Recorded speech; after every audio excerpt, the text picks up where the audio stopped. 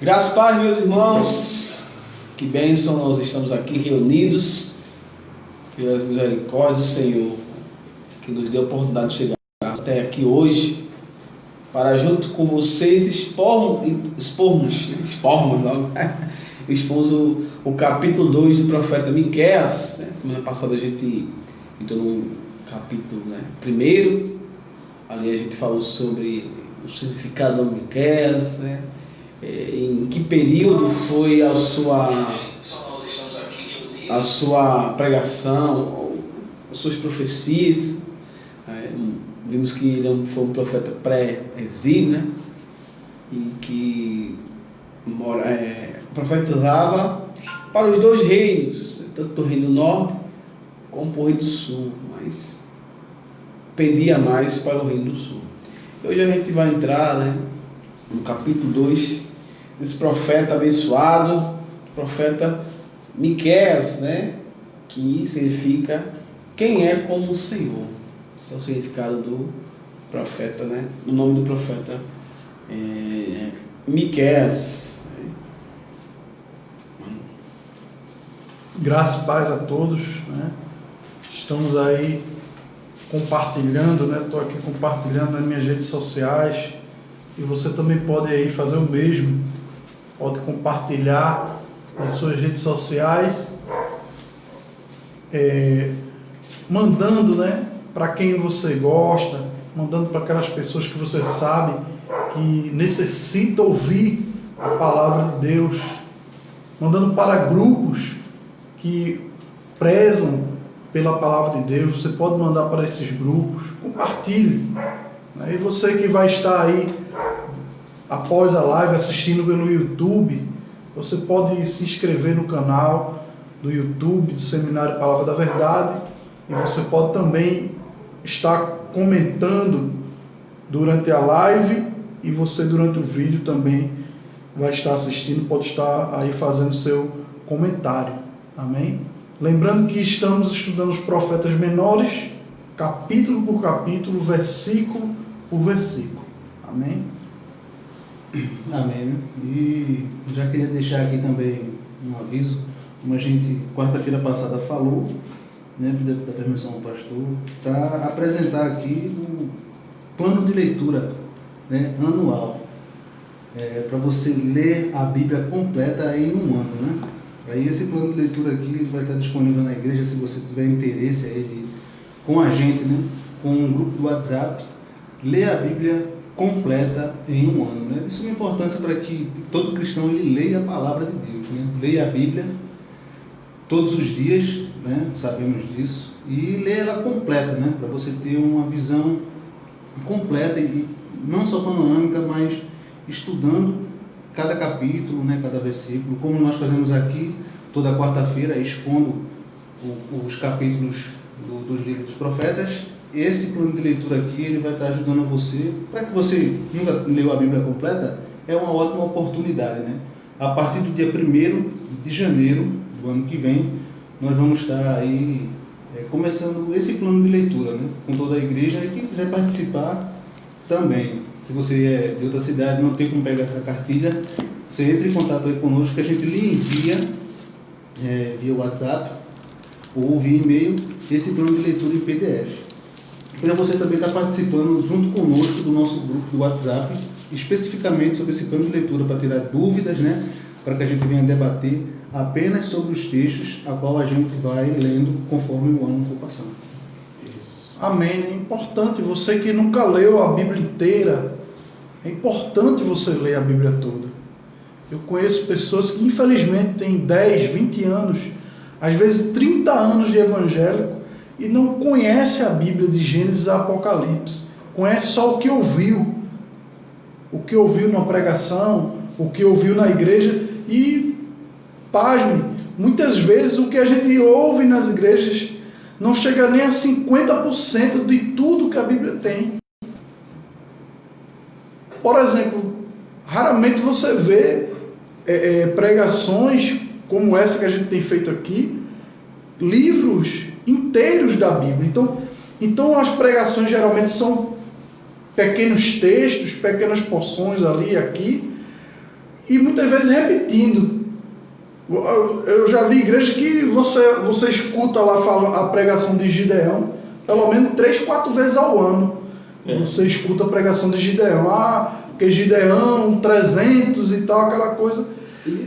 E sempre é a mesma parte, né? Gideão, se eu não estou enganado, são 2 a 3 capítulos sobre a história de Gideão, e eles só falam do chamado de Gideão, né? De quando ele vê os amonitas, né? Os 10.000 amonitas contra 300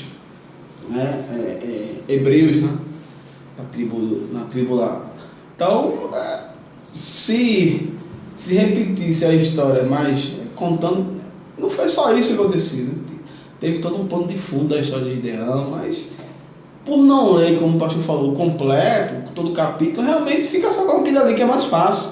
É mais fácil falar sobre os 300. Né? E infelizmente ainda falam de forma muito superficial, de forma muito mais alegórica do que realmente o que a Bíblia quer falar. Ali não está falando de Gideão, que coloca Gideão, porque Gideão. O principal ali é Deus. O milagre que Deus fez. Né? Mas o povo fala mais exalta o Gideão, que esquece que quem livrou Gideão, os 300, quem deu todo, né? Gideão, assim, Gideão, fala isso, Gideão, aqueles que se ajoelharam diante do rio, e trazer a água para eles, você vai escolher. Aqueles que não, esses vão embora. Foi o Espírito Santo. Mas passa desapercebido, né? Só fica Gideão. Mas por quê? Porque não é uma pregação realmente, digamos, 100% bíblica. Porque a pregação realmente bíblica é uma pregação cristocêntrica. Cristo é o centro de toda a pregação. Não tem para onde correr. Ele sempre vai ser o centro. Ele é o centro. Então, além de pregar só um assunto, prega de forma muitas vezes mais alegórica, mais para realmente agitar o movimento, do que realmente o que a Bíblia quer ter. Exatamente. E falando aí em pregador cristocêntrico, Deus tem colocado no nosso coração um curso aí para 2021, o curso do pregador Beck. O que é o pregador Beck? É o pregador bíblico, expositivo e cristocêntrico. Então, Beck com C... BEC. Porque Beck eu estava pensando que é zagueiro, né? Que é já futebol, pensa em futebol. Tu já pensa logo em futebol. A gente futebol, né? A gente que é um país, né, que gosta muito, é um país de futebol, né? Somos os melhores do mundo, então a gente fica logo, o Beck fica lá atrás. Então, agora é Beck, pessoal, né? C mudo. É o C mudo. Não é com W. Pregador bíblico, expositivo e cristocêntrico. É isso que o pregador tem que ser. É isso que nós buscamos a cada dia aqui, ser bíblicos, expositivos e cristocêntricos. Vocês, a audiência, né, pessoal, veja só, vocês estão bem... o pastor está honrando todos aqui, né? Como sempre honra, porque nem eu nem já sabia desse curso. Então, de primeira, vocês estão vendo de primeira mão, até eu, até a minha cara. De primeira mão, mas é muito bom, né? É maravilha, ainda bem que Deus, o Espírito Santo sempre capacita, né? Está capacitando o nosso pastor, já trouxe o projeto LEP, que é uma bênção, e agora esse Beck. E o Beck é uma extensão do projeto LEP, né? Aqueles que fizeram o projeto LEP, né? E o Beck vai ser uma extensão disso aí, né? Tanto presencial como online. Vai ser uma extensão justamente para aperfeiçoar e mostrar essa visão ao pregador, né? O que é ser um pregador bíblico, essas 3 partes, né? O que é ser um pregador expositivo e o que é ser um pregador cristocêntrico. Que é isso que a gente está tentando fazer aqui a cada dia. Ser bíblico é sempre honrar o contexto bíblico, sempre trazer na mão a palavra de Deus e nunca esquecer dela, né? Porque a gente vê pregadores por aí que ele começa, cita um versículozinho, depois ele esquece a Bíblia e vai embora, fala da vida dele, fala do testemunho da irmã, do testemunho do pai, da mãe, fala de tudo e esquece da Bíblia. A Bíblia ficou ali, só naquela leitura. É verdade. E o pregador expositivo é aquele que expõe o texto, traz o texto à tona, como a gente está trazendo aqui, parte por parte, versículo por versículo. E o pregador cristocêntrico é aquele que procura seguir aquilo que Cristo falou, olhar para todas as Escrituras e enxergar Cristo nas Escrituras. Muito bom, pessoal. Se vocês puderem fazer, principalmente vocês que creem no chamado para pregar a palavra de Deus, então se inscrevam, procurem mais informações para que a gente possa cada dia mais pregar só Cristo, só as Escrituras. Pregou as Escrituras, prega Cristo. Hoje a gente vê esses pregadores, meu amigo, a Bíblia é tão fina deles, tão fina, que eu acho que aquilo é um folheto. Às vezes eu penso que não é Bíblia, é um folheto, porque é tão fino, negócio tão... eu fico pensando se realmente dá ali, né? Se não é o Novo Testamento daqueles que dá na Igreja Católica, mas é maior assim, né? Porque não está lá. Começa a falar uma coisa e explica outra. Mas o pregador expositivo, ele prega o que está na palavra. Não foge dali. Sem adulteração, como o apóstolo Paulo escreve na sua segunda carta aos Coríntios, no capítulo 4. Não adulterando a palavra, 4, verso 8, se não estou enganado. Como é costume de muitos ele falar. Então, hoje estão adulterando por demais a palavra do Senhor. Porque se não adulterar, meu irmão, não tem esse falso crescimento, não tem dízimo não tem oferta não tem gente na igreja não. Mas quando realmente se prega a palavra, quando a semente, né, é jogada, aí, meus irmãos, o crescimento tem raiz, é um crescimento que começa lá embaixo, que às vezes você nem vê. Por quê? Começa de dentro, a modificação de dentro, não é de fora para dentro não, nunca. O próprio Jesus explicou isso. Olha, não é o que entra que contamina, é o que sai. Ou seja, a mudança, meu irmão, sempre será de dentro para fora. É isso que o Evangelho faz. E hoje essas pregações aí, ou pseudo pregações que está mais para palestra, para uma conversa de comadres aí, não serve para nada, a não ser para alisar o ego de quem vai ouvir. Mas você que quer ser um pregador realmente cristocêntrico, se inscreva nesse curso aí, não? Porque é de sua importância, né? Eu não sei te dar mais informações, mas eu acredito que o pastor mais à frente vai informar como é que vai ser mais esse curso. Mas de antemão já vai. Esse curso está na gênese ainda, né? Está na formação ainda. Dentro da minha área de pesquisa sobre pregação expositiva, e ainda está em estudo, né? Ainda estou fazendo apostila, ainda vamos debater algumas coisas entre nós também, que isso é muito importante, e creio que janeiro, fevereiro está lançado esse curso, amém? Fora isso, vamos ter uma turma presencial do LEP em janeiro. Então, às segundas-feiras à noite, a gente vai transmitir e, ao mesmo tempo, vamos fazer aqui presencial. Então, a partir de janeiro, nas segundas-feiras, você já pode se inscrever. Você veja aí os links aí de inscrição, você vai lá e se inscreve. Ou você que tem meu número pode falar diretamente comigo.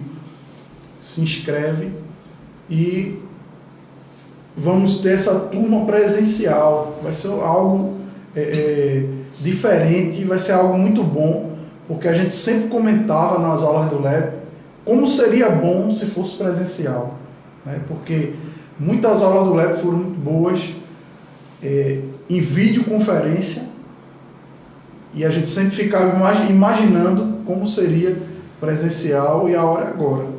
Eu creio que vai ser muito bom. Vamos começar na primeira segunda-feira que formar turma. Formou turma, começa na segunda-feira seguinte. Amém? Então já estamos aí unindo as pessoas para formar essa nova turma do LEP presencial. Você que fez, né, por a distância, Se quiser fazer a turma presencial, não tem problema. Acho que vai ser até melhor, né? Porque presencial tem mais aquele calor, né? Mais realmente a interação muitas vezes, na maioria das vezes a gente aprende também com o nosso irmão do lado. Né? Foi uma pergunta que a gente muitas vezes tem até vergonha de perguntar, porque tem gente que é assim, e aquele irmão pergunta e era a nossa dúvida também. Então, vale a pena, você que já fez também, vem fazer. Amém? Então vamos começar. Vou pedir ao presbítero antes para iniciar orando e a gente vai começar o estudo de Miqueias capítulo 2. Amém. Oremos. Pai, obrigado por essa noite, obrigado pelas tuas misericórdias que se renovam cada manhã. Que o Senhor possa capacitar, possa repreender todo espírito contrário à tua palavra, aqueles que vêm atrapalhar, meu Pai, de ouvir a tua palavra, Senhor.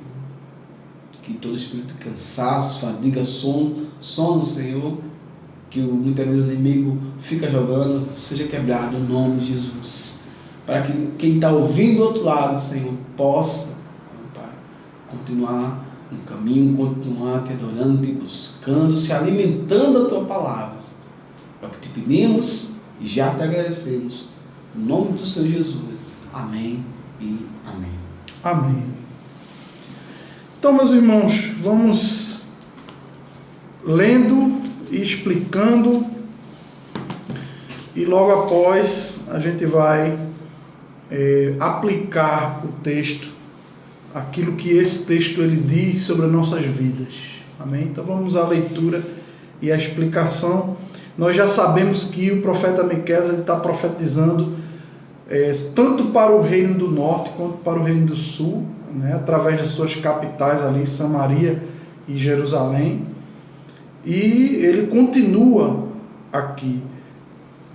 Esse capítulo a gente pode dividir ele em 3 partes. A primeira parte vai do versículo 1 ao 5, que é o castigo dos opressores. A segunda parte vai do 6 até o 11, que é a advertência contra os falsos profetas. E a terceira parte vai do 12 até o 13, que é a promessa de livramento para os remanescentes. Amém? Então vamos lá. Versículo 1 diz assim: ai daqueles que planejam maldade, dos que tramam o mal em suas camas, quando alvorece, eles o executam, porque isso eles podem fazer. Em algumas traduções diz que eles têm poder para fazer, têm autoridade, têm autonomia para fazer. São pessoas, como ele diz aqui, né, que planeja o mal enquanto vai dormir. Quando deita na sua cama, vai dormir, ele está ali, em vez de ele estar pensando em coisas boas, em vez de ele estar pensando como melhorar a sua vida, ele está pensando em como piorar a vida do outro. Ele está pensando em como é que eu vou fazer para oprimir mais aquele que já é oprimido. Como é que eu vou fazer para dar mais uma pressão? Eu lembro que lá no meu trabalho tinha uma diretoria que a gente ficava imaginando que essa diretoria fazia exatamente isso. Porque não é possível, não. De vez em quando eles vinham com uma para piorar a situação da gente lá. Eles diziam, não é possível. Esses camaradas, quando vai dormir, eles já vão dormir pensando, maquinando. Qual o mal que eu posso fazer amanhã? Né? E a Bíblia diz que realmente existe esse tipo de gente. E aqui, no caso, no contexto, eram pessoas poderosas, eram pessoas das classes mais altas, ali, ligadas à corte, né, do rei, tanto de um reino como do outro reino, e que tinham esse poder, tinham essa autoridade para fazer isso. O versículo 2 diz que eles cobiçam. Deixa eu diminuir.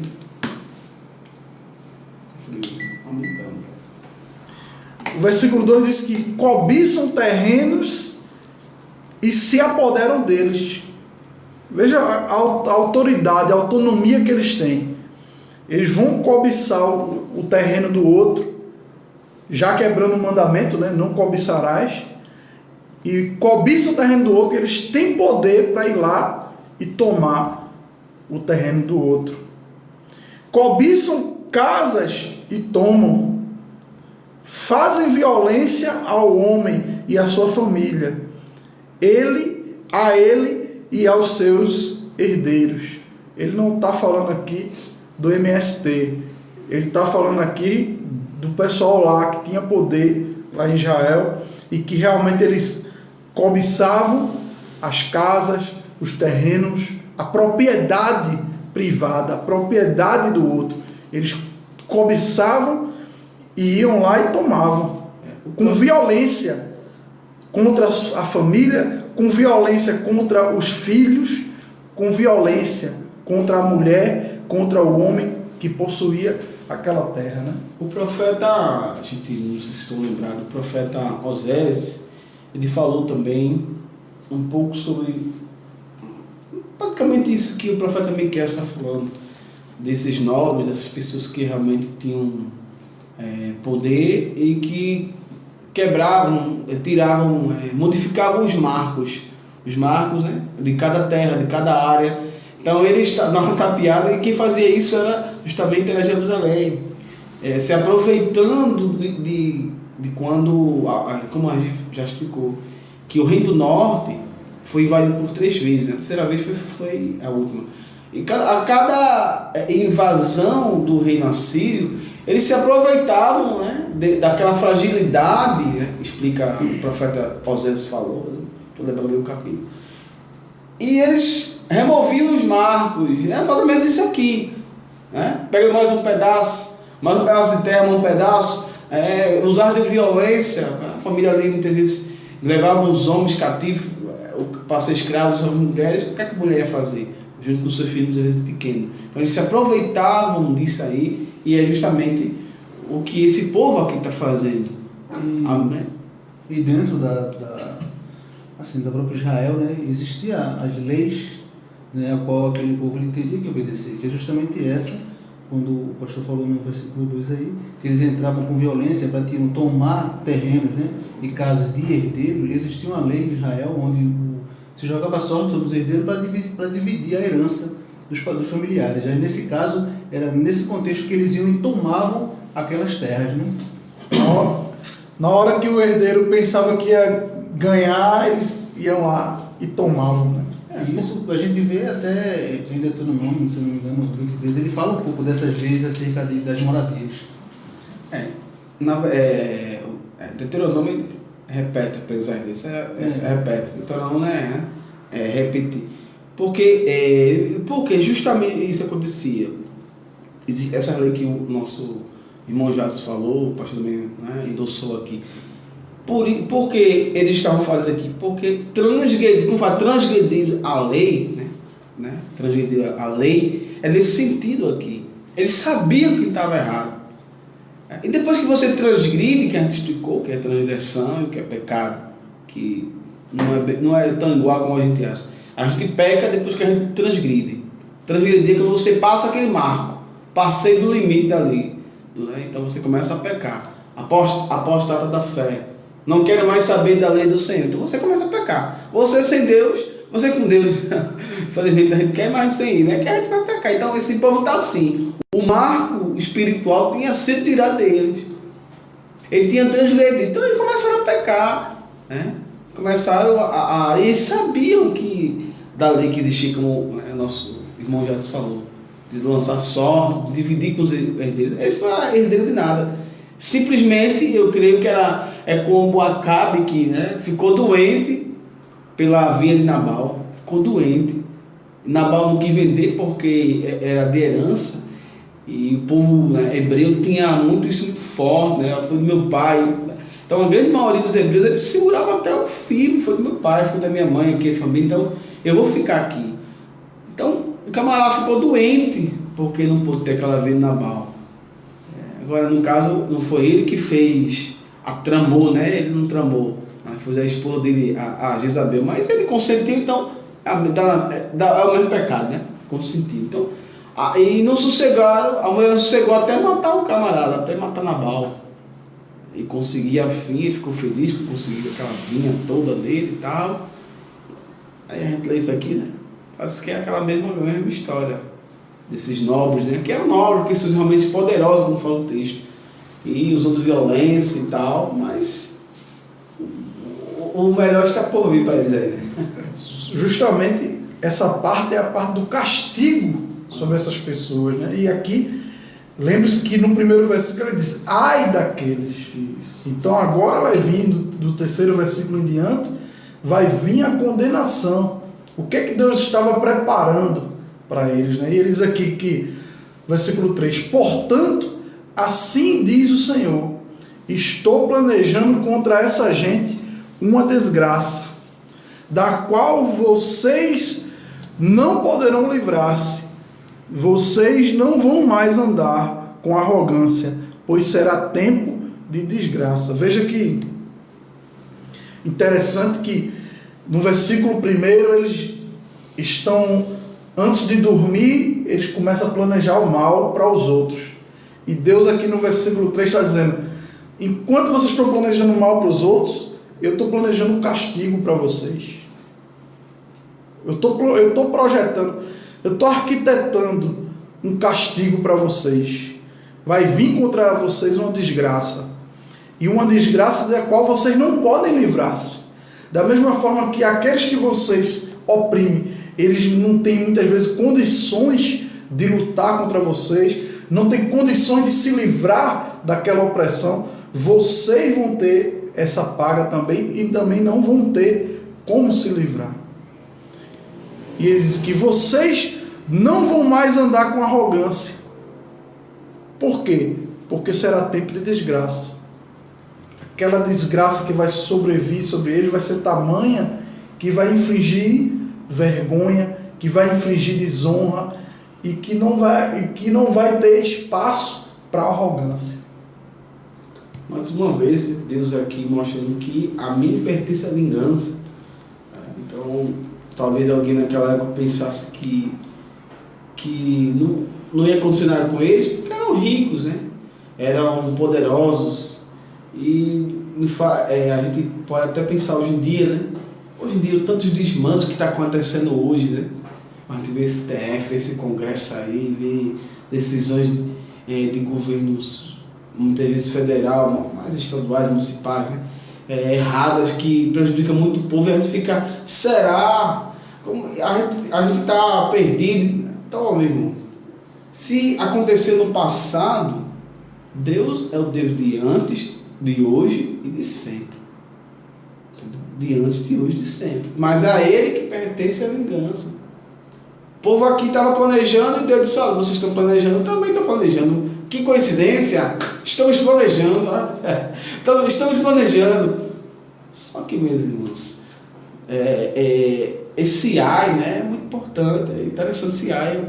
É aquele mesmo ai, mesma forma que Jesus, né, fala para a cidade, né, de Corazim, de Betsaida, né, de Betsaida. Então, isso é muito pesado.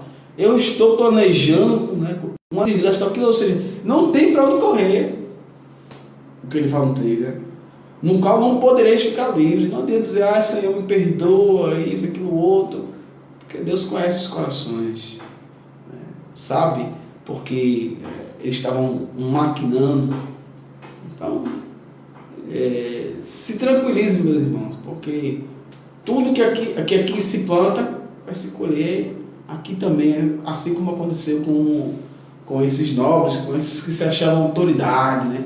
Eu sou autoridade, eu posso mandar e desfazer. Cuidado, né? Versículo 4 diz: naquele dia vocês serão ridicularizados, zombarão de vocês com esta triste canção: estamos totalmente arruinados, dividida foi a propriedade do meu povo.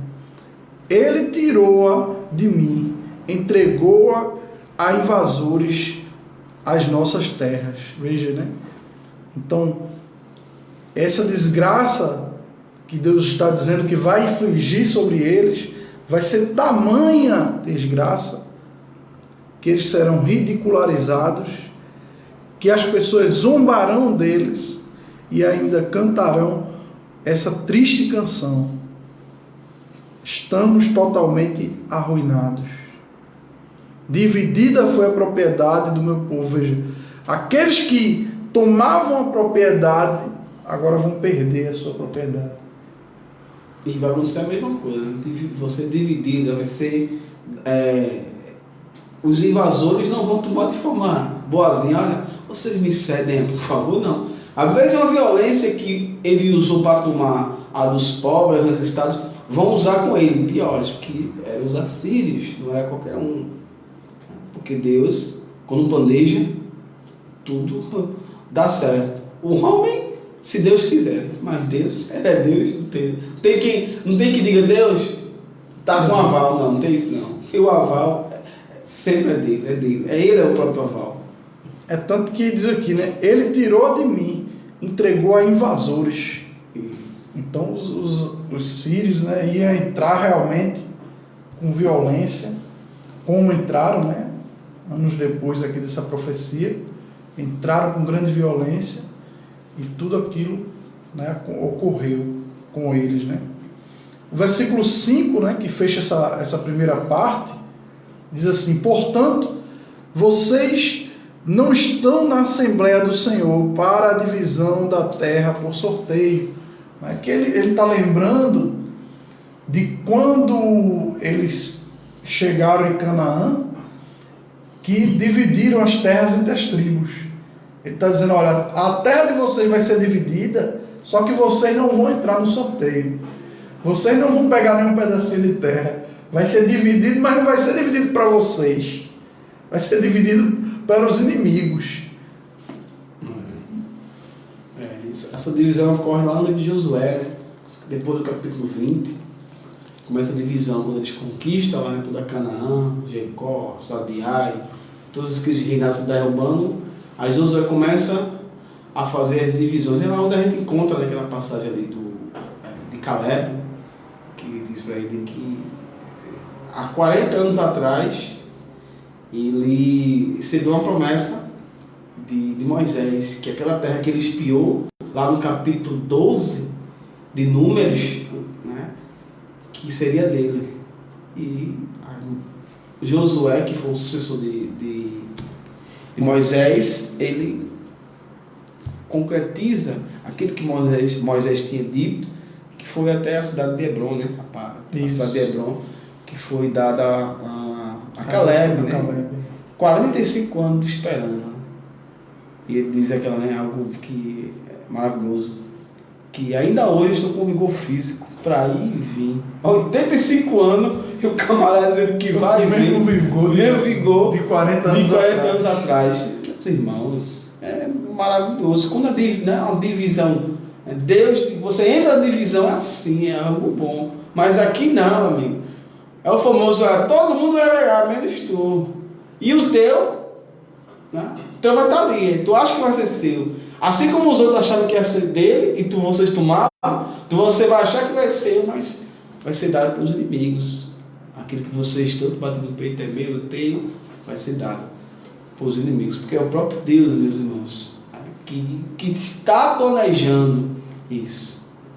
Então não adianta. Deus ele conhece os corações. Ninguém sabia o que o camarada estava planejando, mas Deus já sabia muito bem o que estava ali ocorrendo.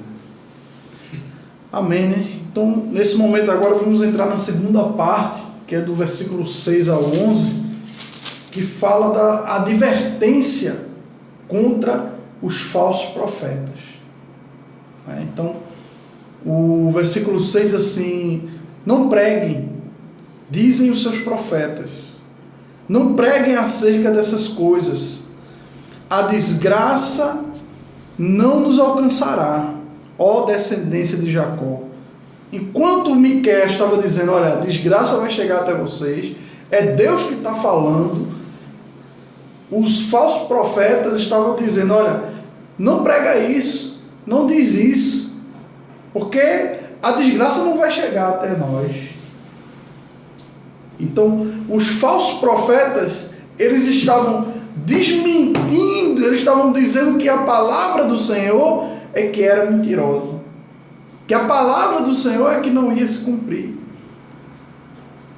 E eles ali continuam, né? É isso que está sendo falado. Ó o Espírito do Senhor perdeu a paciência? É assim que ele age? Então, eles questionando, né? É isso que está sendo falado? Que o Senhor perdeu a paciência? É assim que ele age? É como diz, será que Deus age assim? Será que Deus vai agir assim? Com tamanha crueldade? Será que Deus vai agir assim? Com tamanha perversidade? Somos a menina dos olhos dele.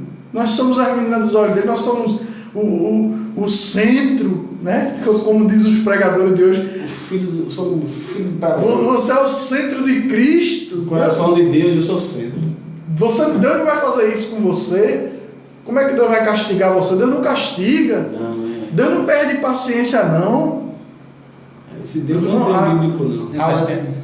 Se torna quase impossível, né, você ler esses 2 versículos sem fazer a analogia com os nossos dias, né? Algo que é tão... Você olha no passado, coisas que aconteceram, Passado contemporâneo, né? Parece que foi ontem, né? Algo muito, assim, hoje em dia que a gente vê realmente pessoas até distorcendo, e hoje em dia o inferno não é mais pregado, né? O pecado, na verdade, não virou pecado, né? Não se fala mais nisso. Não se fala mais de pecado, não se fala mais de inferno, né? É porque falhas é suportável. Não é todo mundo tendo falha. Não, a gente falha ali, falha aqui. A pregação hoje é falha e tal. Só que, meus irmãos, falha... Deus realmente, as nossas falhas, Deus nos ama com nossas falhas, mas com pecado não. Não é com pecado não. Falha é uma coisa, pecado é outra. Falha porque o nosso gene é falho, porque o Adão caiu e a boa obra está sendo ainda feita ainda pelo Espírito Santo. Então existe falha na gente ainda. E que a gente vai tentando todos os dias ali com a ajuda do Espírito Santo nos organizar. Mas pecado é pecado, meu irmão. Não há união entre Deus e o pecador, não. Não cai nessa conversinha de Deus ama o pecador, mas aborrece o pecado dele. É mentira, meus irmãos. Se você é pecador faz o pecador como é? Prática. Vive na prática do pecado. Deus lhe odeia também, meu irmão. A Bíblia que diz. Salmo 103, leia lá. E outros versículos aí que eu vou tomar, o principal sempre vem na minha cabeça, mas tem outros. Então, por favor, não caia nessa coisa aí, não. E o povo hoje quer separar, os pregadores querem separar. É que nem isso aqui. Não vai acontecer isso. Deus te ama da forma que você é. Você é homossexual, fique dessa forma. Traga até seu parceiro para cá, para a igreja. Não tem problema nenhum. É isso que está sendo pregado. E você vê que o falso profeta, ele quer sempre suavizar a coisa. Isso é desde antigamente. Usando eufemismo. Tempo de Osés, tempo de Miqueias, tempo de Isaías, já era assim. E agora piorou. O falso profeta, ele está sempre querendo suavizar, está sempre querendo melhorar o caminho. E aqui, como a gente vê também, né? Aqui no texto, ele quer dizer, e Deus é tão cruel assim, não é? Isso é o que a gente vê hoje em dia, pessoas questionando pregadores sérios da palavra, dizendo, eu não acredito nesse teu Deus aí, que é assim não. Eu acredito num Deus que é só amor. Mas se esquece, né? Não haverei de falar sobre tais assuntos. Que assunto é esse? Hoje, assunto que dá a verdade. A pregação que Deus, Ele é amor e Ele é juízo. E hoje, né? Hoje é assim. Se você siga assim, eu me lembro, né? O pastor recebeu aí uma mensagem certa vez, dizendo, né? Pregue mais pregações sobre paz e esperança. Sobre paz e esperança. Então, parece que eu estava dizendo aqui, tais assuntos. Não, meus irmãos, pecado é pecado, a gente tem que pregar sobre isso. A gente tem que pregar. O próprio Jesus, que a turma diz que Jesus, né? Não, Jesus pregar o amor, né? Até que não tá nem para Jesus falar isso, né? Para poder ter algum ato. Mas mete o pau na Bíblia, mas constantemente está citando a Bíblia. Isso é o que mais no bar. Lê o que Jesus falava. Vai lá, lê o que ele falava lá. Se ele suavizava, se ele usava, não, pode sentar aqui, tá tranquilo, tá? Não, não, vem aqui, porque. Não, meu irmão, Jesus. Entendeu? Até os 12 que ele tinha escolhido, ele disse: e vocês? Não vão embora, não? Até os 12, meus irmãos. Alguém essa semana mandou para mim um artigo sobre uma nova tradução da Bíblia que está saindo, e disse que essa tradução ela vai ser uma tradução dos evangelhos, né? Bem mais grossa, bem mais áspera, que ele vai buscar a textura do original, de como foi falado no original e tal. E aí esse amigo mandou esse artigo para mim, perguntando o que eu achava, e eu disse: olha, eu concordo plenamente, até gostei da temática da tradução aí, vou até comprar uma assim que eu tiver dinheiro, né? Mas eu disse, mas não precisava ele ter feito essa tradução tão literal para ele chegar nessa conclusão. Lendo os evangelhos, quando você lê os evangelhos, você vê que Jesus não é essa docilidade, como dizem por aí. Jesus, aquela mulher sírio-fênix, ela chega lá pedindo para Jesus curar a filha dela. O que ele fala? Não é bom, né, lícito tirar o pão dos filhos para dar aos cachorrinhos. Meus irmãos, ele sabe porque falou isso. Eu não estou.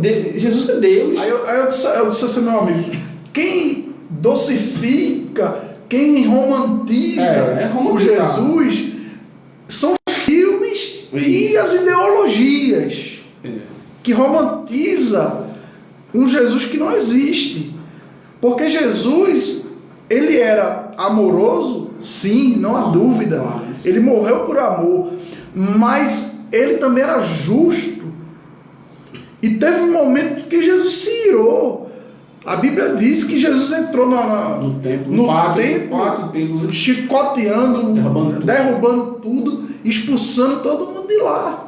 Estava até falando para Jades, se Jesus chegasse hoje, não era nem no pátio, ele entrava dentro, derrubava as coisas, que parece mais uma venda dentro das igrejas, né? Vassoura santa, não sei o que lá, ele ia derrubar, era tudo dentro, né? A vergonha ia ser maior para o pessoal hoje.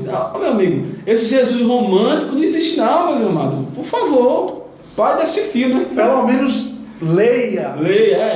Mateus, Marcos, Lucas e João. Se você ler pelo menos um desses livros, você vai ver que esse Jesus muito doce, muito romântico, muito amável que pregam por aí, não é o Jesus da Bíblia. Não é. O Jesus da Bíblia é um Jesus forte. É um Jesus que fala o que tem que falar, na hora que tem que falar, que não tem meias palavras. Chega para o pessoal e diz que vocês são raça de víboras. Isso. Diz para aquela raposa lá chamada César lá, Herodes, que simplesmente era só o governador. Simplesmente podia mandar como cortou a cabeça de João Batista. Podia mandar cortar a cabeça dele. Chegar hoje para um governador daqui para Paulo Câmara, dizer que Paulo Câmara, aquele ladrão safado de alguma coisa. Exemplo, aquela raposa lá. Isso não é. É um exemplo. É um exemplo. Não é ladrão. Não é? Não estou dizendo isso não, meu irmão. Pouco não. Vamos entrar lá. Não vamos pegar minhas palavras e usar contra mim, não. Estou dando um exemplo. Tá? Porque hoje em dia, né? Quem sabe, né? Vai chegar aí a polícia aí. Versículo 8 diz assim, né? Mas ultimamente, como inimigos, vocês atacam o meu povo. Além da túnica, aliás, a parte B do versículo 7 eu não li, que diz assim: as minhas palavras, já é Deus falando, fazem bem àquele cujos caminhos são retos. A parte B do versículo 7. Olha, vocês estão dizendo aí que Deus perdeu a paciência, que esse Deus que me quer está pregando é um Deus irado, é um Deus que não existe, mas existe. Agora, as palavras de Deus, elas fazem bem para aqueles que andam no caminho reto, para aqueles que andam direito. Agora, para vocês que estão fazendo aí e acontecendo, para vocês a palavra de Deus não é boa. Versículo 8: mas ultimamente, como inimigos, vocês atacam o meu povo, além da túnica, arrancam a capa daqueles que passam confiantes, como quem volta da guerra. Veja, ele deu um exemplo aqui daqueles homens, né, que voltam confiantes, que voltam da guerra depois de ter vencido. Em vez das pessoas receber ele com festa, está roubando ele, está tirando o que é dele, né? Então aqui é um exemplo, né? Então vocês estão tirando a confiança do meu povo, roubando as coisas do meu povo, até mesmo a túnica, a capa, que eram Coisas básicas. itens de sobrevivência, praticamente. Básico para você sobreviver. A túnica e a capa, ela servia para se vestir durante o dia, e de noite ela servia para se cobrir. Então, era realmente o mínimo que a pessoa poderia ter. E eles estavam levando, estavam roubando do povo. Realmente, você olha para cá e você pensa que você está lendo alguma coisa sobre o Brasil, né? Porque até o que o povo não tem, estão querendo tirar. Sempre tirando, né? Versículo 9: vocês tiram as mulheres do meu povo, de seus lares agradáveis, de seus filhos, removem a minha dignidade para sempre. Então, eles, além de tudo que eles estavam fazendo, eles estavam entrando aqui no mais íntimo dos lares, tirando, como eu disse aqui, até as mulheres, tirando a dignidade dos filhos. E aí você imagina o que significa tirar a dignidade dos filhos, né? Então eles realmente estavam cometendo atrocidades, eles estavam cometendo coisas, como diz, passaram do marco. Acho que eles já estavam bem longe já dos marcos já, né? Versículo 10 diz: levantem-se, vão embora, pois este não é lugar de descanso, porque ele está contaminado e arruinado, sem que haja remédio. Levante-se, vão embora. Esse não vai ser lugar de descanso para vocês, porque está contaminado. Vocês estão achando que aqui vai ser um lugar de repouso? Vocês estão achando que aqui vai ser um lugar que vocês vão se regalar, que vocês vão ter alegrias, que vocês vão ter descanso? E Deus diz aqui: não vai ser. Levante-se e vá embora, porque esse não é o lugar de descanso. E eles realmente tiveram que ir. Quando os babilônicos chegaram, quando os sírios chegaram, né, os babilônicos levaram muitos cativos e os sírios mataram muitos. Então, aquele realmente não foi um lugar de descanso para eles. Por quê? Porque eles contaminaram a terra, não com doença, não com gripe, não com vírus. Eles contaminaram a terra com o seu pecado. E é o que a gente vê hoje também. Quando a gente diz que coronavírus, quando a gente diz que algumas desgraças que acontecem no mundo é a mão de Deus, é porque a gente observa que a terra está contaminada com tamanho pecado que está se agravando e cada vez se agravando mais. Cada vez a gente tem notícias de que cada vez a humanidade está ficando mais parecida com Sodoma e Gomorra. Cada vez o pecado está enchendo. Chega a um limite. Vai chegar a um limite e Deus vai colocar a mão. Porque Ele assim determinou, diz a palavra dele. Amém? Versículo 11. Se um mentiroso e enganador vier e disser: eu preguei para vocês fartura de vinho e de bebida fermentada, ele será profeta deste povo. Então, aí ele retoma a fala sobre o falso profeta. O que é o falso profeta? É aquele que promete o que Deus não prometeu, é aquele que suaviza a palavra de Deus. E ele diz aqui, se um mentiroso enganador disser, porque ele é um mentiroso enganador, ele não é um profeta. Mas se ele disser que vai ter fartura, que vai ter bebida, que vai ter isso, aquilo, outro, vocês tomam ele por profeta. E os verdadeiros profetas que estão dizendo a vocês a realidade, vocês querem expulsar ele, tomam ele com nada, como nada. Querem expulsar, querem matar, querem destruir, não aceitam a palavra dele. Não tem respeito, não tem reverência, não tem honra a ele como profeta. A mesma coisa hoje. Se você que gosta de palavras bonitas, né? Valorizar seu ego, que gosta de ouvir que Deus é apenas amor, que Ele ama independentemente do que você continue fazendo, independentemente de tudo que você não quer deixar, que ninguém pode julgar não ser Ele, mas Ele é amor, e que tem bênção para você. Não, esse é seu pastor, meu irmão, minha irmã. Esse é seu líder.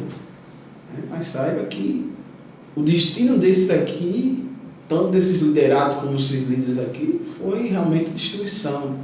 Foi realmente sentiram na pele a escravidão, né? Suas terras foram tomadas, diziam ele que era a terra deles. Foi tomada, aqueles tomaram e a terra deles mesmo foram tomadas. Então é aquele velho ditado, né? Cada um só tem o que merece. Então esse povo merecia esse profeta mentiroso, porque eles queriam ouvir mentiras. E hoje não corre disso. As pessoas, essas igrejas estão cheias. Antes eu até ficava, Senhor, que peninha dessas pessoas que vivem enganar, vivem ali sendo enganadas. Não estou sendo enganado não.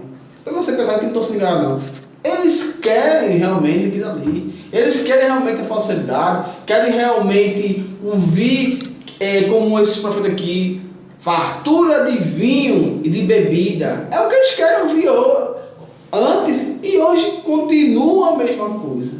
Então, aí Deus disse, pronto, esse é teu profeta, então lá, esse é teu pastor, meu, pode seguir aí. Então, pode seguir. Esses camaradinhos que ficam mentindo, que fica deturpando, adulterando a palavra de Deus. Que quando você lê 4 versículos, você vê que não tem nada a ver com o que o pastor está falando. Exatamente, meus irmãos. E nesse momento a gente vai para a terceira e última parte, que é só 2 versículos, que é a promessa de livramento para os remanescentes. Porque apesar daquele povo estar naquela situação de depravação, naquela situação de imoralidade, naquela situação de soberba, de violência, de ruína, existiam aqueles que ainda criam em Deus, que ainda tinham fé no seu coração, que ainda seguiam os mandamentos do Senhor. E Deus, ele é justo, ele pune os pecadores, mas ele tem um livramento preparado para os remanescentes. Ele tem algo bom preparado para os seus, para os remanescentes. E aqui ele diz, no versículo 12, vou de fato ajuntar todos vocês, ó Jacó. Sim, vou reunir o remanescente de Israel. Eu ajuntarei como ovelhas no aprisco, como um rebanho numa pastagem. Haverá ruído de grande multidão. Então, as multidões se reunirão os remanescentes, os adoradores, aqueles que adoram em espírito e em verdade. Deus diz que Ele vai reuni-los, Ele vai juntá-los. Haverá ruído de uma grande multidão que vai se reunir e Deus vai rebanhar. Deus vai tratar como um pastor, eles vão se juntar como ovelhas. Essa questão, né, quando fala que o restante, remanescente, até o apóstolo Paulo fala, né, a salvação é para os remanescentes. Aí alguém pode falar que o remanescente é quem ficou vivo. Não, o remanescente é como o pastor está falando, aqueles que não se misturaram, aqueles adoradores, aqueles que mesmo em meio à devassidão, à apostasia, permaneceram firmes, perseveraram até o final, como o próprio Cristo, né? Aquele que perseverar até o fim, esse será salvo. Então, é o que o profeta está falando aqui. Aqueles que não se dobraram, como Deus falou para Elias, né? Eles achando que ele era o último, né? O último dos moicanos. Só tem eu aqui, que Jezabel quer me matar. Ele disse: Elias, eu separei para mim 7.000 que não se dobraram diante de Jezabel. Então, os remanescentes são aqueles que permanecem firmes. E são esses que Deus vão juntar. São esses que Deus que vai ver, como fala aqui, né, haverá um ruído de grande multidão. Porque o nosso Deus é um Deus de misericórdia, de amor, um Deus que realmente é pelos seus, pelas suas ovelhas, pelo seu rebanho. O compromisso de Deus é com o seu rebanho. Os demais, meu irmão, vão colher o que eles plantaram, que é o que aconteceu com aqueles que não estavam aí para Deus, que queriam realmente fazer e acontecer. Mas esse daqui, os remanescentes, aqueles que permaneceram fiel a Deus ali, mesmo em tempos difíceis e calamidade, tendo suas casas, suas propriedades sendo retiradas, sua túnica e capa rasgada, né, tomada, e outros rasgada, né, tomada à força, tendo a sua dignidade, os filhos tendo a sua dignidade, e mesmo assim permanecer firme. A palavra diz: para esses há promessa de salvação e livramento. Não só salvação, mas livramento, que tem horas que Deus quer livrar e salvar, e tem horas que Ele quer só apenas salvar. João Batista, Deus queria apenas salvar, perdeu a cabeça. Deus, por muito tempo, livrou os discípulos, os apóstolos. Mas depois disse: não, tá bom, eu vou só salvar. E eles foram mortos, eles foram martirizados. Então aqui é para os remanescentes mesmo, para aqueles piedosos, aqueles que piedosos de adoração, de devoção, que Deus é pastor desses. O Senhor Jesus é pastor, as minhas ovelhas ouvem a minha voz, e essas é que eu vou juntar no aprisco. Claro, aprisco nesse sentido figurativo aqui, evidentemente, para que o povo criar muita ovelha, saber muito bem o que Deus estava falando, que o profeta que estava falando, Deus estava falando através do profeta. Então é interessante saber que o livramento, aqui houve salvação e houve livramento. Maravilha. Mas pode ser que Deus só queira nos salvar. E aí? Como é que fica? Acho melhor ser salvo, né? Com certeza. Versículo 13 diz: aquele que abre o caminho irá diante deles, passarão pela porta e sairão, o rei deles, o Senhor, os guiará. Então, aquele que abre o caminho, né, vai adiante deles, e o seu rei, o seu Senhor, vai guiá-los. Aqui ele está trazendo uma promessa, né, que foi em parte cumprida quando eles saíram, né, voltaram do exílio da Babilônia.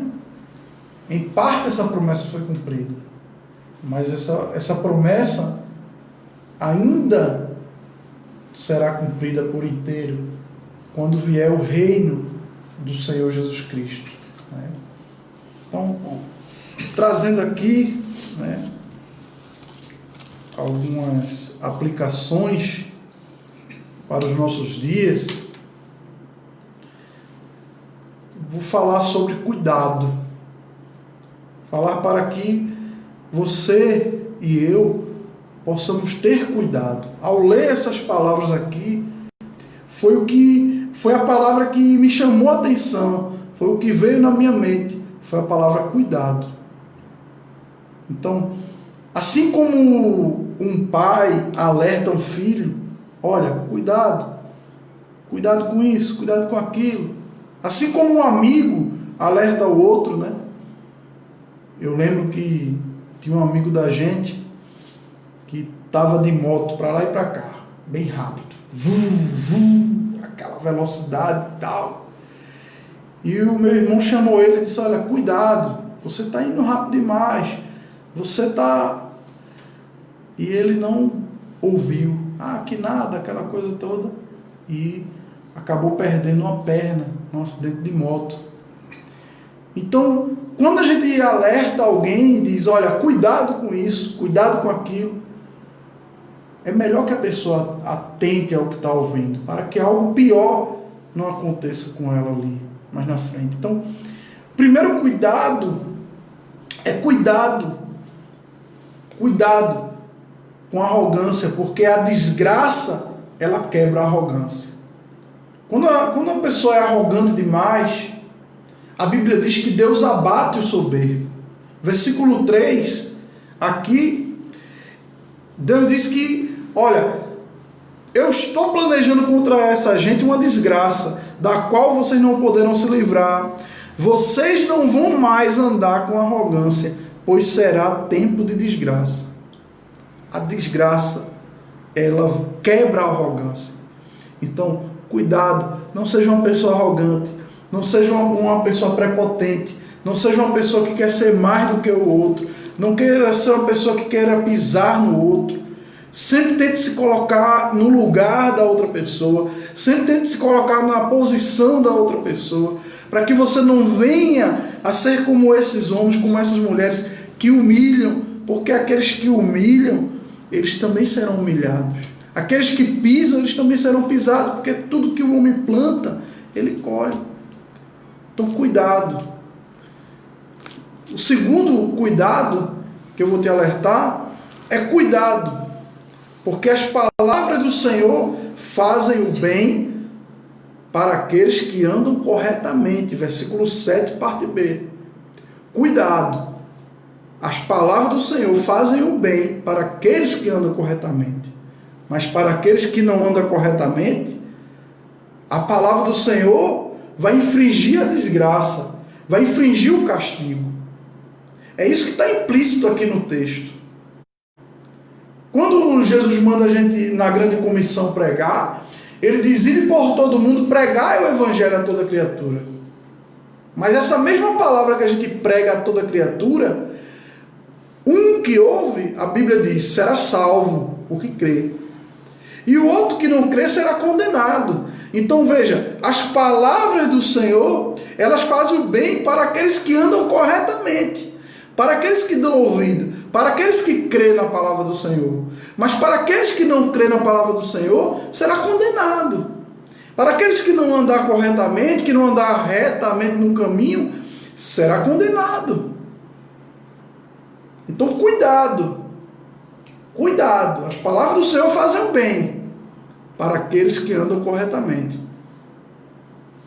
Se você não está andando corretamente, se você não está andando com Deus, se você não está obedecendo a palavra de Deus, se você não crê, se você não faz aquilo que Deus te ensina, virá um castigo.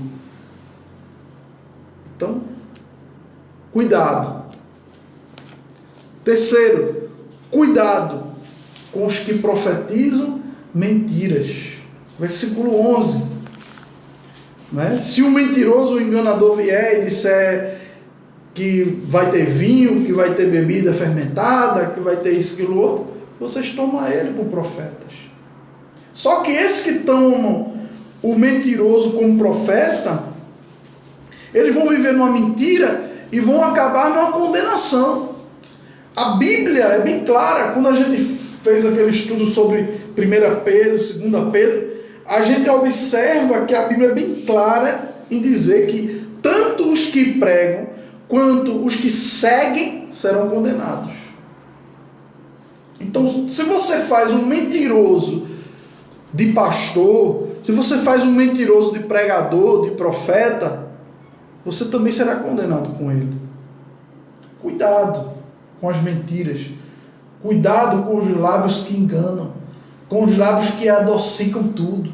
Tudo é mel, tudo é bom, tudo é alegria. Então, mas para você ter esse cuidado, meu irmão, principalmente esse terceiro aí, cuidado, os profetas, você tem que ter conhecimento da palavra. Se não tiver, meu irmão, esse cuidado entendeu? Não vai servir para nada. Porque você não conhece a palavra. Vai falar o que você gosta. Né? Mas quando a gente tem um encontro genuíno com a palavra, com o Espírito Santo realmente começa uma boa obra, nosso sinal de alerta sobe logo quando a gente encontra um falso profeta. A gente sempre manda vídeo para o outro, às vezes recebe vídeo de outras pessoas, e a gente sabe logo, né, quando o negócio é de falso profeta. No primeiro minuto de vídeo a gente sabe logo, a gente nem assiste o resto, porque, meu irmão, não se fixa, não, porque mas ele fala tão bonito, mas meus irmãos, o diabo falou bonito, sempre fala bonito, o diabo. O apóstolo Paulo diz que ele pode, se travestir em anjo de luz, né, para enganar. Então, é hoje que está acontecendo. Se não sabe o que acontecia, hoje mais ainda. Pregações bonitas, maravilhosas, aquilo que você, que você quer ouvir, aquela voz, sabe, tal, né, bonita. Tem um camarada aí, né, Fábio, alguma coisa aí e tal, é muito bom. É só palavra. Eu tenho uma irmã que é fascinada por isso. Então é só palavra bonita, meu irmão. Entendeu? Mas ele tem um público dele. Mas cuidado. Eu fico às vezes vendo certos cristãos seguindo até esse camarada, puxando o filho. Mas eu não vejo muitas vezes. Quando se pergunta algum versículo, não sabe da Bíblia. Mas sabe todos os vídeos de Fábio Taruena. Todos os vídeos. Por isso, meu irmão, cuidado, meu irmão, porque Fábio Taruena ainda bota, ainda é fichinha, perto de outros aí. Ainda tem umas coisas que se salvam. Que se salva. Ela ainda tá pra, né? Porque ela é mais autoajuda, né? Um Augusto Cury da vida. Mas tem uns pregadores aí que, cuidado, meu irmão. Né? Porque eles vão dizer que estão pregando a palavra, vão se basear na Bíblia. Né? Vão dizer que está na Bíblia. Então é bíblico. É bíblico. Só o cuidado realmente é de suma importância, porque naquela época, né, o povo aqui, os profetas aqui se diziam profeta de Deus. Era o povo de Israel aqui, era profetas que estavam se levantando para falar, mas da parte de Deus, mas não eram da parte de Deus. Isso hoje em dia a gente vê muitas pessoas até bem vestidas, como o pastor falou, tem uma boa desenvoltura, prega eloquentemente, mas não é bíblico, né? Suas palavras ali travestidas de beleza, mas que não servem para nada, não trazem a salvação para a pessoa, né? O entendimento que muitos pregadores que hoje, assim, existem poucos, né, que você escuta a palavra de Deus através daquele homem, você vê, né, você vê que há uma coerência bíblica ali quando ele prega, e isso é de suma importância. Mas para que você venha entender, é bom que você tenha a sua própria intimidade com o Senhor, né, com a leitura, com a sua palavra, para que você não venha a ser enganado facilmente. Isso, correto. Se não tem conhecimento, meu irmão, então tudo que é falado é verdade. Eu não conheço, né? Então é isso mesmo. Pronto. Exatamente. Então cuidado. Esses que são muito doces, são muito amáveis, muitas vezes são os mais hereges. Prefiro o arranca-toco. Exato. Desse cuidado, né? Eu falo assim até por mim mesmo, porque quando eu me voltei e comecei a escutar pregações, eu escutava muitas pregações de certos pregadores aí que eu olhava muito bom, mas quando eu fui confrontado com a palavra, né, quando fui incentivado a ler, comecei, eu vi que essas pregações estavam sendo levadas para outro sentido, né? E aí eu fui botando a palavra de Deus, toda a pregação, a crivo da Escritura. E aí você vê que não passa na peneira. Né? A gente aqui até às vezes conversa bastante sobre, será que isso aqui tem que ser, né, mais refinado, né, tem que ser abordado de uma forma diferente, uma forma mais delicada da gente estudar, porque a gente sabe que nem todas as pessoas, elas estão preparadas para levar o impacto, né, da palavra de Deus. Você chega, você prega a verdade, aquela pessoa aprendeu daquela forma, mas ela não quer aceitar que a palavra de Deus ela é a verdade, e isso é difícil. Por isso que a gente incentiva tanto a leitura da palavra, para que você tenha alguma dúvida, procure o pastor João. Como eu trago, né, eu trago bastante dúvida aqui a ele, incomodo ele e antes, porque eu também tenho dúvidas, assim como você também tem. Mas que a gente venha, né, responder uns com os outros, na comunhão, né? A igreja é assim. E assim nós vamos aprendendo e caminhando, né, para a glória de Deus. Exato. E como ele falou aí, né, a respeito do crivo da palavra, a gente passa o crivo da palavra até mesmo na palavra que a gente prega, meus irmãos. Tem muitas vezes que a gente prega aqui e quando acaba o culto, a gente debate, olha, isso que tu falou não foi bem assim, a Bíblia não diz bem isso, olha, isso aqui não é bem assim, e a gente ali vai consertando e ajudando um ao outro para que cada vez mais pregue em linha com a palavra de Deus. Também, como meus amigos aqui, tenho minhas dúvidas, mas procuro pregar as certezas da palavra. Não venho aqui pregar o que eu acho, eu não venho aqui pregar o que eu penso, a gente vem pregar o que a palavra diz. Que nem um exemplo essa questão de você botar sempre aquilo da palavra, você ter dúvida, você sempre se ter errado mudar. Tem a história de Jonathan Edwards, que estava naquele navio ali, né, junto com um pessoal, com os petistas, naquela época os avivalistas, os moráveis ali, John Wesley, que confundi, John Wesley, né? Então ele achava que ele era um pastor, né, formado, ele achava que tinha realmente por ele ser pastor, por ele ser, né, fazer parte de uma grande igreja, ele achava que, sabe, né, ele mesmo confessa. Só que aí o navio começou a balançar, e vão morrer, e começou a ter medo de morrer. Como assim? E quando ele olhou para aquele grupo dos morados ali, né, na época dos avivalistas, né, os avivalistas ali, né, ele ficou impressionado.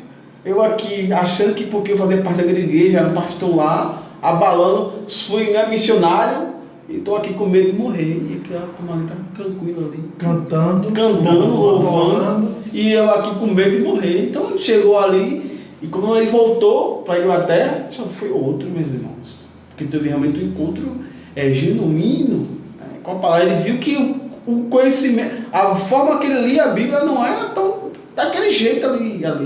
Faltava algo a mais. Não é que ele não era salvo. Ele era salvo, eu creio. Não é essa questão de salvação. As pessoas querem.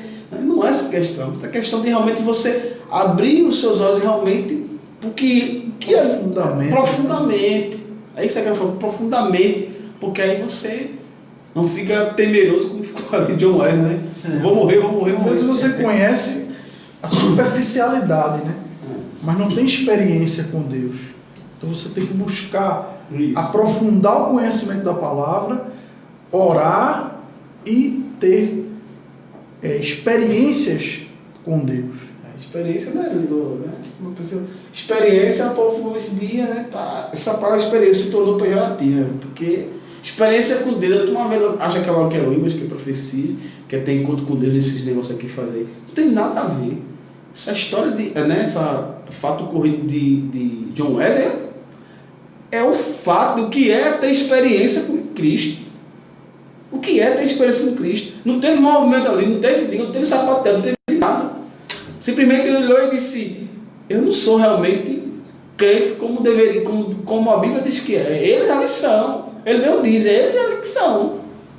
Porque eles confiavam em Cristo. Se fosse para morrer, morria. Entendeu? Mas não morreu não. Então, esse encontro com Deus, experiência com Deus, quando a gente fala experiência com Deus, é isso, meus irmãos. É com a palavra, com o Espírito Santo. É um avivamento, sim, a gente crê no avivamento, mas não nessas coisas que estão acontecendo aí, que não é avivamento. Isso muitas vezes é meninice. O avivamento é algo que acontece, que é algo de dentro para fora. E o primeiro passo, né, um dos primeiros características do avivamento, claro que é a mudança de vida da pessoa. A primeira mudança é a mudança de vida da pessoa. Ela não faz mais o que fazer isso. Mas um avivamento, que a música é avivamento, e assim como fala a mesma coisa, então, para mim não passou de só emoção. Emoção. Então, e o último cuidado é que você tenha cuidado, pois a palavra de Deus se cumpre. Assim como foi profetizado que Israel ia ser invadido, e realmente aconteceu, foi invadido, assim também foi profetizado aqui que Deus vai reunir os remanescentes. E no reinado de Cristo, Deus vai reunir os remanescentes. Vai estar de um lado as ovelhas e do outro lado os bodes. As ovelhas serão salvas, os bodes estarão em perdição. E eu pergunto para você, qual lado você quer estar? Você quer estar do lado daqueles que lavaram suas vestes no sangue do Cordeiro? Ou você vai querer estar do lado daqueles que rejeitaram o sacrifício de Cristo? As palavras de Deus se cumprem. Cuidado. Não deixe passar. As oportunidades que Deus lhe dá de servi-lo, as oportunidades que Deus lhe dá de se arrepender, as oportunidades que Deus lhe dá de realmente ter um encontro verdadeiro com Ele, não deixe passar, porque as palavras de Deus se cumprem. E um dia, a história da humanidade, que já foi escrita por Deus nesse livro aqui, um dia ela vai chegar no seu cume, no seu final. E quando essa história ela chegar no seu final, quando essa história chegar no seu desfecho, de que lado você vai estar? Além da história ter o seu desfecho, a nossa própria história individual tem o seu desfecho. E que lado você vai estar quando você partir desse lugar? Quando você partir dessa terra, de que lado você quer estar? Recebi uma notícia agora há pouco de um amigo meu, com 29 anos, que foi baleado, morreu, não chegou nem aos 30, deixou um filho com 6 anos de idade, achava que ia viver muito, fazia muitos planos, projeto de viagens com a sua esposa, com seus filhos, e todos os seus projetos, ele estava terminando a sua casa, uma bela casa, e todos os seus projetos, todos os seus sonhos aqui nessa terra foram por água abaixo. Não importa quantos sonhos, quantos projetos você tem aqui nessa terra, você pode até buscar, como eu busco meus sonhos, cada um aqui busca seus sonhos, busca seus planos, tem seus projetos, a gente se esforça, a gente trabalha, corre atrás. Mas não importa quantos projetos nós possamos ter, se nós não tivermos o projeto principal na nossa vida, que é estar na reunião dos remanescentes de Deus, nenhum desses outros projetos vai adiantar, porque essa vida é fugaz, essa vida é passageira. Uma hora a gente está aqui, outra hora alguém recebe a notícia: fulano morreu, fulano se foi. Então, meus irmãos, cuidado, porque as palavras de Deus se cumprem, são fiéis e verdadeiras e dignas de toda aceitação. As palavras de Deus se cumprem. Cuidado. Interessante que esse 13, né? Como se cumpre, o próprio Cristo repete lá em João 10, né? Quando ele fala que aquele que abre o caminho irá diante deles. Passarão pelos portões e sairão do lado incolumes, ou seja, sem ferimento, sem arranhão. O Cristo fala lá em João 10, né? Eu sou a porta. Aquele que entra e sai encontrará pastagem. Jesus é a porta. É Ele que abre. Jesus não é lá dentro, não. Jesus é a porta. Se Ele não abrir, se não for Jesus, meu irmão, por isso que, trouxe aqui, cuidado, irá se cumprir. Essa porta irá se fechar. Ela está aberta. Jesus hoje é Salvador. Amanhã será juiz. A palavra de Deus se cumpre. Cuidado, meus irmãos. Que entra por essa porta sairá ileso. Sairá e entrará, né? Encontrará pastagem. Isso aqui é uma referência. Aqui é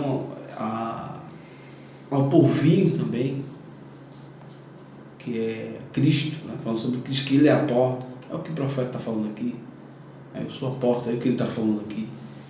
Cuidado mesmo, a palavra se cumpre. Essa porta não irá se fechar. Quem entrou, entrou. Quem creu, creu. Quem não creu, meus irmãos, na outra vida, já era. A gente, foi pregado domingo aqui sobre o que a gente faz, em vida ecoa na eternidade. Seja uma eternidade com Cristo, ou uma eternidade de sofrimento, como aquele rico que estava pedindo, pelo menos, que molhasse a pontinha do dedo, para aliviar um pouco o seu sofrimento. É dura a palavra, mas é verdade, é a palavra.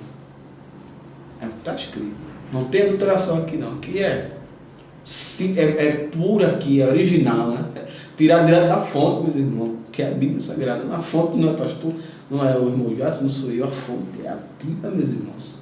Se o que a gente prega aqui e o que a gente ensina aqui nas quarta-feiras, fonte bíblica, por favor, estamos à vontade para você falar. Não é por causa disso, pronto. Fique à vontade, meus irmãos. Mas irá se cumprir isso aqui. Então, não tenha uma surpresa como aquele homem rico teve, que achava que o lugar dele estava certo ao lado de Abraão. Não tenha surpresa. Faça essa aliança em vida, porque vai se cumprir. Jesus Cristo está voltando. Prepara-te, para encontrar com teu Deus. Que vai se cumprir. E é para os remanescentes. É para aquele que perseverar. Não é só para aquele que diz eu quero. Jesus, depois passa, não. É para aquele que permanecer, meu irmão. Como a gente leu aqui, no 12, que é os remanescentes, aqueles que perseveraram, que realmente preferem adorar a Deus, preferem estar com Cristo. Porque estar com Cristo, adorar a Cristo muitas vezes requer a gente... Requer não, tem que ter renúncia. Eu já expliquei o que é renúncia, direito, que é realmente se desfazer daquilo que a gente tanto gosta, tanto quer. Muitas vezes o que você tanto almeja, aquele emprego, aquela promoção, eu não sei, qualquer coisa, está te afastando de Cristo, está impedindo de você realmente entrar nessa porta. Aí, meu irmão, vai se cumprir essa palavra. Essa porta vai ser fechada. Porque a palavra se cumpre. Passam os céus e terra. Mas essa palavra, não, jamais passará, porque é a palavra do Senhor. Então, meus irmãos, alerta, cuidado, meus irmãos. Vamos ter cuidado. Muito bom esses pontos que o pastor colocou aqui, desses cuidados. Porque hoje em dia não tem, as pregações não é sobre cuidado, é quem você é, aquela coisa bonitinha e tal. Siga a palavra mesmo, a palavra. O demais, irmão, é debalde, né? Como disse o apóstolo Paulo, seja maldito aquele que prega o teu evangelho, que não seja esse da cruz de Cristo. Amém, meus irmãos? Então, cuidado com a arrogância, cuidado com as palavras do Senhor, porque elas fazem o bem para aqueles que andam corretamente, mas ela também inflige o castigo para aqueles que andam ao contrário dela. Cuidado com os profetas mentirosos, e cuidado, porque as palavras do Senhor se cumprem. As palavras do Senhor já estão acontecendo e vão acontecer cada dia mais, e a gente tem que estar pronto, temos que estar revestidos do sangue do Cordeiro nas nossas vidas. Amém? Então vamos orar. Queria pedir ao nosso irmão Jades que fizesse essa oração final, e eu vou dar a bênção apostólica. Amém. Oremos.